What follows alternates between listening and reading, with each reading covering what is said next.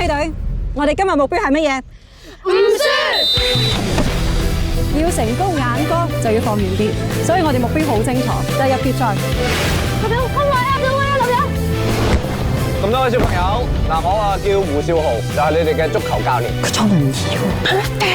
有啲乜嘢好得過賣慘？係追夢，我覺得以佢嘅聰明才智真係有啲難度喎。跑圈咧，30個。喂，阿叔，你咪 hea 我哋啊！你不如話300個圈。兄弟，我哋目標係咩啊？一齊攞冠軍！